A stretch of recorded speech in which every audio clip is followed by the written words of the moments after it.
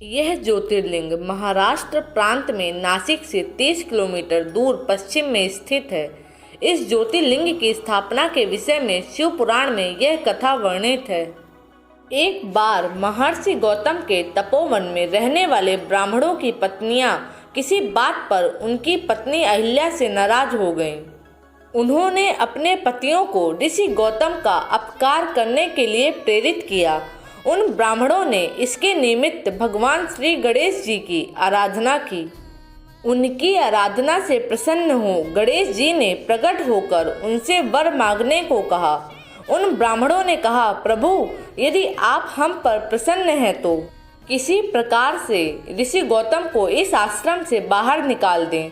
उनकी यह बात सुनकर गणेश जी ने उन्हें ऐसा वर न मांगने के लिए समझाया, किंतु वे अपने आग्रह पर अटल रहे। अंततः गणेश जी को विवश होकर उनकी बात माननी पड़ी। अपने भक्तों का मन रखने के लिए वे एक दुर्बल गाय का रूप धारण करके ऋषि गौतम के खेत में जाकर रहने लगे। गाय को फसल चरते देखकर ऋषि बड़ी नरमी के साथ हाथ में तृण लेकर उसे हाँकने के लिए लपके। उन तृणों का स्पर्श होते ही वह गाय वहीं मरकर गिर पड़ी। अब तो बड़ा हाहाकार मच गया। सारे ब्राह्मण एकत्र हो गौ हत्या कहकर ऋषि गौतम की निंदा करने लगे। ऋषि गौतम इस घटना से बहुत आश्चर्यचकित और दुखी थे। अब उन सारे ब्राह्मणों ने कहा कि तुम्हें यह आश्रम छोड़कर अन्यत्र कहीं दूर चले जाना चाहिए। गौ हत्यारे के निकट रहने से हमें भी पाप लगेगा। विवश होकर ऋषि गौतम अपनी पत्नी अहिल्या के साथ वहां से एक कोस दूर जाकर रहने लगे, किंतु उन ब्राह्मणों ने वहां भी उनका रहना दूभर कर दिया। वे कहने लगे, गौ हत्या के कारण तुम्हें अब वेद पाठ और यज्ञादि के कार्य करने का कोई अधिकार नहीं रह गया। अत्यंत अनुनय भाव से ऋषि गौतम ने उन ब्राह्मणों से प्रार्थना की कि आप लोग मेरे प्रायश्चित और उद्धार का कोई उपाय बताएं।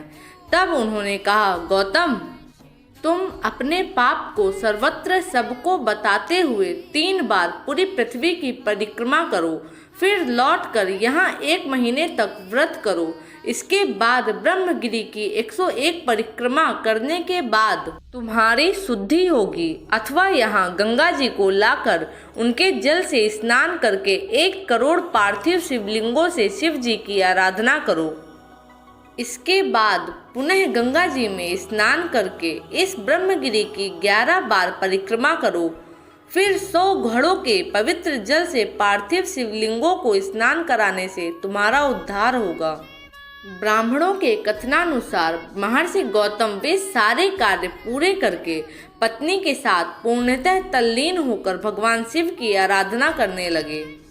इससे प्रसन्न होकर भगवान शिव ने प्रकट होकर उनसे वर मांगने को कहा। महर्षि गौतम ने उनसे कहा, भगवान, मैं यही चाहता हूँ कि आप मुझे गौ हत्या के पाप से मुक्त कर दें।